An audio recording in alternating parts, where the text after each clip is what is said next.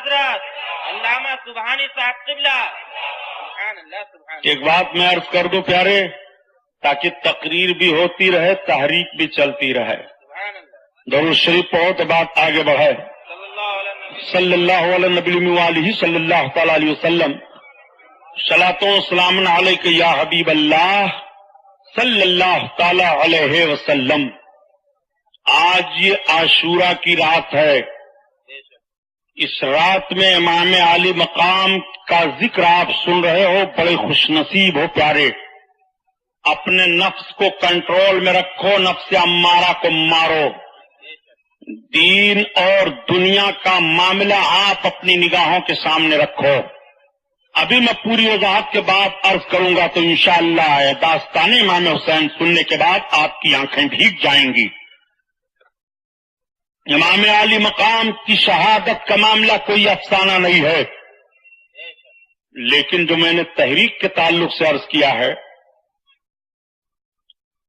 سنی جامع مسجد کے تمام ٹرسٹیان و ارکان، خصوصاً عالی جناب صدر عبد المجید صاحب، شیخ محمد ایوب صاحب، محمد علی صاحب، اشتیاق صاحب، جملہ حضرات، میں اور سب کے نام نہیں جانتا، آپ سب حضرات قابل مبارکباد ہو. الحمدللہ میرے دارالعلوم کا کام ہو رہا ہے.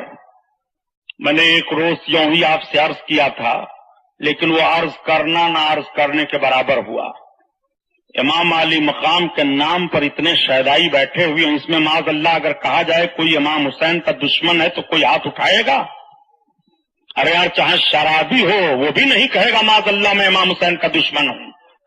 قطعاً نہیں. اس کی آنکھیں بھی داستان حسین سننے کے بعد بھیگ جاتی ہیں، وہ بھی اپنے گناہوں پر نادم ہو جاتا ہے.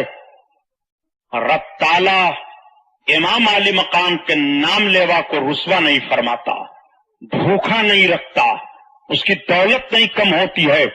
آج یہی ہندوستان میں اہل سنت کے مدارس ہیں، جن مدرسوں کے تعلق سے نہ جانے کیسی کیسی باتیں سوچی جا رہی ہیں، لیکن انہی مدرسوں سے قرآن پڑھایا جا رہا ہے، احادیث نبوی کی تعلیم دی جا رہی ہے. ایسی ہی اداروں سے تو سبحانی صاحب جیسے لوگ نکلے. اگر یہ عربیہ مدارس نہ ہوتے تو علماء آپ کہاں سے پاتے؟ ذکر حسین سننے کا مزہ آپ کو کہاں سے ملتا؟ امام حسین کی طرف دل لگانے کی داستان آپ کے سامنے کیسے پیش کی جاتی؟ اس بنیاد پر میں عرض کروں گا کہ ٹوکن لے کر کے آپ حضرات کے پاس پہنچیں گے. شکیل صاحب، غلام مصطفیٰ صاحب، خلیل صاحب اور ہمارے توقیر بھائی صاحب، جمال صاحب اور دوسرے افراد میں کن کا نام لوں، یہ سب لوگ مدرسے کا ٹوکن لے کر کے پہنچیں گے. آپ حضرات ٹوکن لے لیں، اور جنہیں نہ ٹوکن لینا ہوگا وہ 10، 5، 15 سے بھی مدد کرنا چاہیں گے، امام علی مقام کے نام پر دے دیں گے. امام علی مقام کے نام پر آج کی رات میں ہر فرد سوچ لے کہ مجھے مدرسے میں صدقہ دے دینا ہے، خیرات دے دینی ہے، تعاون کے لیے دے دینا ہے. انشاءاللہ تعالی مجھے امید ہے کہ ان باتوں پر آپ دھیان دیں گے. یہ نوجوان آپ کے پاس جا رہے ہیں، درود شریف پڑھیے، بات آگے بڑھ جائے. اللہم صلی علی سیدنا مولانا محمد معدن الجود والکرم وعلی آلہ وبارک وسلم. صلاۃ و سلام علیک یا رسول اللہ صلی اللہ علیہ وسلم. میں عرض کر رہا تھا، اس میرے عرض کو آپ سنتے چلیں. حضرت امام علی مقام رضی اللہ تعالیٰ عنہ کربلا کے میدان میں ہیں. عمرو ابن سعد نے ابن زیاد سے کہا، اچھا ایک کام کرو، تم مجھے آج رات بھر سوچنے کا موقع دے دو. کہا آج رات بھر سوچنے کا موقع؟ ٹھیک ہے، تمہیں آج رات بھر سوچنے کا موقع دیا جاتا ہے. عمرو ابن سعد چلا گیا. جب سوتا ہے تو سوچنے لگتا ہے کہ سویرے سویرے امام علی مقام کے مقابلے میں جاؤں تو سزا ہوگی جہنم کی، اور مقابلے میں نہیں جاتا ہوں تو رائے کی گورنری چھوٹ رہی ہے. اگر ان کے مقابلے میں جاتا ہوں تو دین تو ملے گا مگر دنیا چلی جائے گی، اور ان کے مقابلے میں جاتا ہوں تو دین برباد ہوگا، دنیا مل جائے گی. آخر اس کا نفس امارہ غالب آ گیا. رحمانی طاقت اسے بتا رہی ہے دین اختیار کر لے، دنیا چھوڑ دے، امام حسین کی محبت اختیار کر لے، حکومت کی لالچ چھوڑ دے.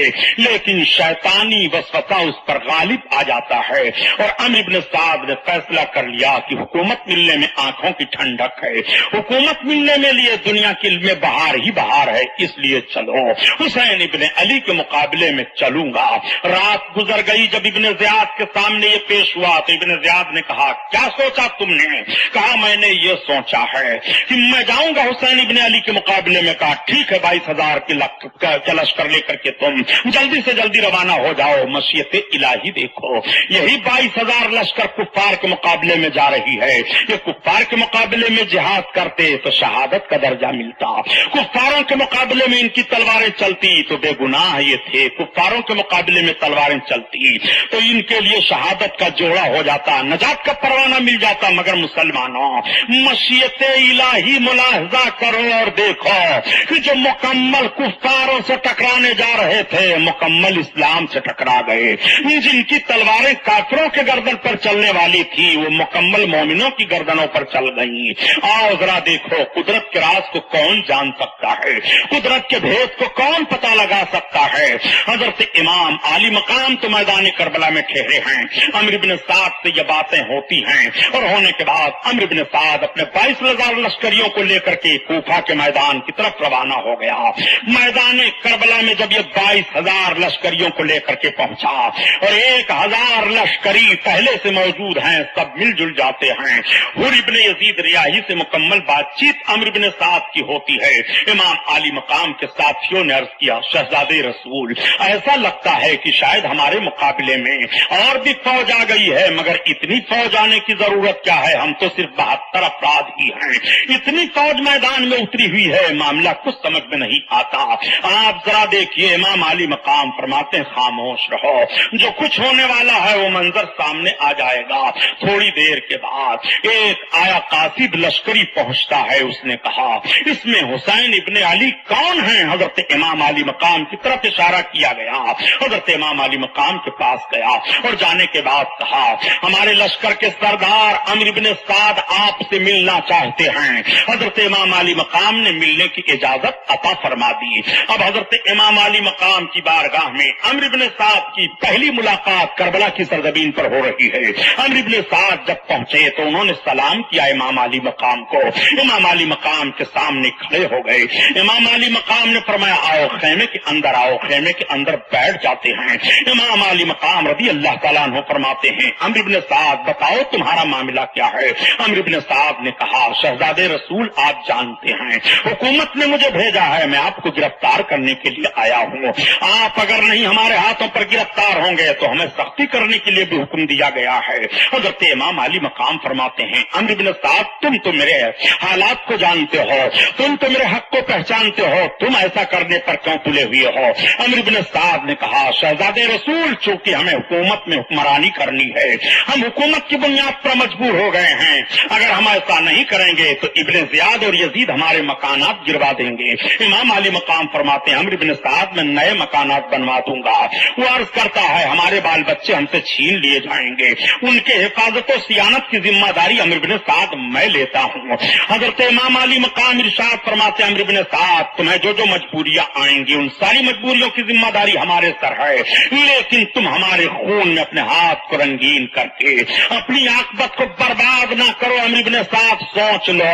इमाम आली मकाम फरमाते हैं, अम्र इब्न साद की आंखों से आंसू गिरने लगे। अम्र इब्न साद ने सलाम किया और उठ करके चले आए। लश्करियों ने कहा, क्या मामला हुआ? आप?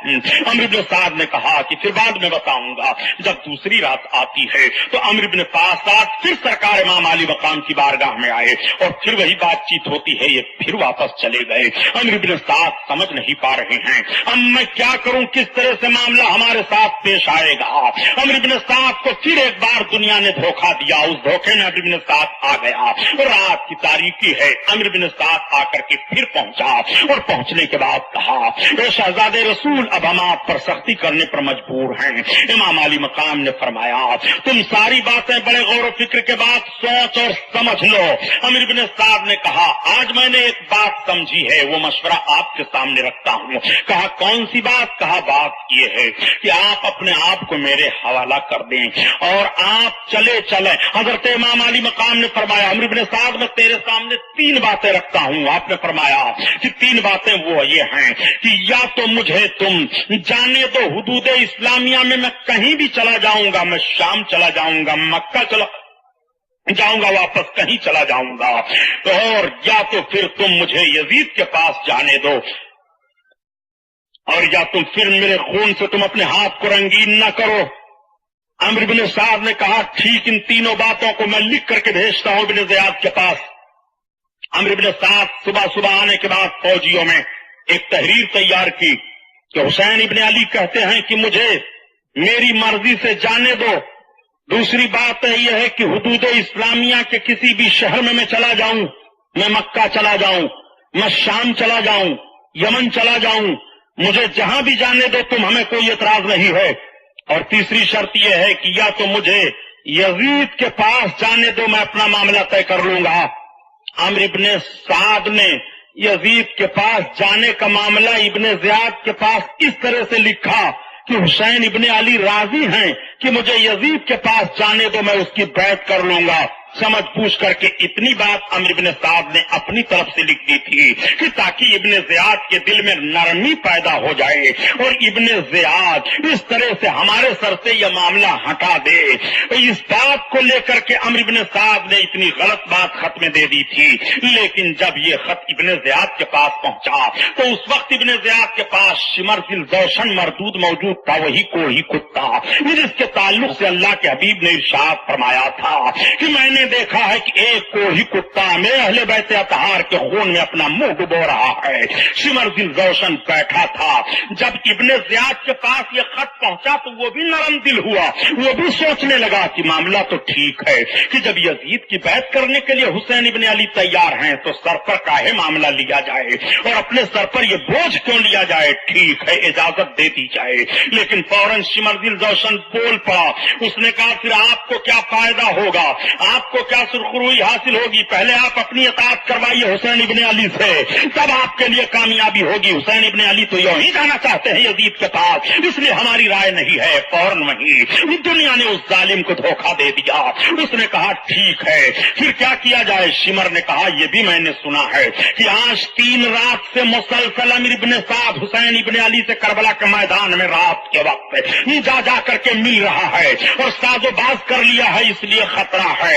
ابن زیاد نے کہا تو شمر میں تمہیں پوری ذمہ داری دیتا ہوں کہ جا کر کے کہہ دو عمرو بن سعد سے کہ جلدی جلدی اپنا کام تمام کرے، اگر کام تمام نہیں کرتا ہے تو وہ رائے کا کاغذ جو حکومت بننے کے لیے اس کو دے دیا گیا ہے وہ کاغذ واپس کر دے اور اس کی پوری ذمہ داری تم لے لو۔ شمر مردود یہ خط لے کر کے کربلا کے میدان میں پہنچ گیا، عمرو بن سعد کو دیا۔ عمرو بن سعد لو یہ خط تمہارے نام میں لے کر کے آیا ہوں۔ عمرو بن سعد نے جب خط کو پڑھا تو اب عمرو بن سعد کے ساتھ ایک ہی معاملہ رہ گیا تھا، یا تو رائے کی حکومت کی لالچ چھوڑ دیں اور یا تو امام حسین پر تیر چلائیں، اپنے لشکریوں کو امام حسین پر چڑھنے کے لیے للکاریں اور اجازت دیں۔ عمرو بن سعد نے ایک رات اپنے لشکریوں سے پوچھا تھا میرے فوجیوں یہ بتاؤ کیا امام حسین کے خلاف تلوار اٹھائی جائے؟ تو تاریخ گواہ ہے کہ سارے لوگوں نے انکار کر دیا تھا۔ اے عمرو بن سعد وہ نواسے رسول ہیں، شہزادے رسول ہیں، ان کے تعلق سے اس طرح کی باتیں نہ سوچی جائیں، مگر دیکھو دنیا کا بھوت ان کے سر پر کس طرح سے مسلط ہو رہا ہے۔ چنانچہ عمرو بن سعد نے عصر کا وقت تھا، اپنے فوجیوں سے کہا کہ سارے لوگ عصر کی نماز ادا کر لو جلدی جلدی۔ ادھر یہ لوگ عصر کی نماز ادا کر رہے ہیں، ادھر امام حسین نے حضرت علی اکبر کو اشارہ کیا عصر کی اذان دو۔ مسلمانوں ادھر بھی عصر کی اذان ہو رہی ہے، ادھر بھی عصر کی اذان ہو رہی ہے، دونوں طرف نمازیں ہو رہی ہیں، سمجھ میں کچھ نہیں آتا اس عصر کی نماز کو کون سی نماز قرار دی جائے۔ ادھر بھی تو نماز پڑھی جا رہی ہے اور ادھر بھی تو نماز پڑھی جا رہی ہے، دونوں نمازوں کو سمجھو۔ ایک طرف نماز ادا کی جا رہی ہے مگر دنیا کی لالچ میں مقدس ہستی کو شہید کرنے کا پلان بھی بنایا جا رہا ہے، روح نماز کے خلاف جنگ کرنے کی تحریک بھی چلائی جا رہی ہے۔ دیکھو سمجھ میں نہیں آتا اہل عرفان اس نماز کا نام کیا رکھیں گے؟ حافظ الصلوات والصلاۃ الوسطی، وہ بھی عصر کی نماز ہے، دونوں طرف سے عصر کی نماز پڑھی جا رہی ہے۔ असर की नमाज जल्दी से पढ़ने के बाद अम्र इब्न साद के फौजी खैमे की तरफ बढ़े। तब तक हजरते अब्बास रदी अल्लाह ताला अन्हो जो अलमदार हुसैन थे उनकी निगाह पड़ जाती है। आप कहते हैं ये समझ में बात नहीं आ रही है, लश्कर हमारी तरफ क्यों बढ़ रही है, फौजी हमारी तरफ क्यों आ रहे हैं। इशारा हुआ जाकर के पूछो। ज़हीर बिन क़य्यिम और हजरते मुस्लिम बिन औसजा, हबीब बिन मज़ाहिर, ये सब के सब आगे बढ़े। हजरते अब्बास आगे बढ़े और उन फौजियों से सवाल करना शुरू किया, तुम लोग आगे क्यों बढ़ रहे हो, बात क्या है, किस लिए आ रहे हो। कहा हमारे सरदार अम्र इब्न साद ने भेजा है। कहा अम्र इब्न साद ने भेजा है। कहा हाँ। कहा हमला करने के लिए इजाजत दे दिया है। कहा हाँ। कहा एक काम करो, पहले रुक जाओ, मैं अपने इमाम से पूछ लूं। हजरत अब्बास से इमाम अली मकाम से पूछने चले आए और हबीब इब्न मज़ाहिर, मुस्लिम बिन औसजा और ज़हीर बिन क़य्यिम बजली से बहस होने लगी कूफियों से।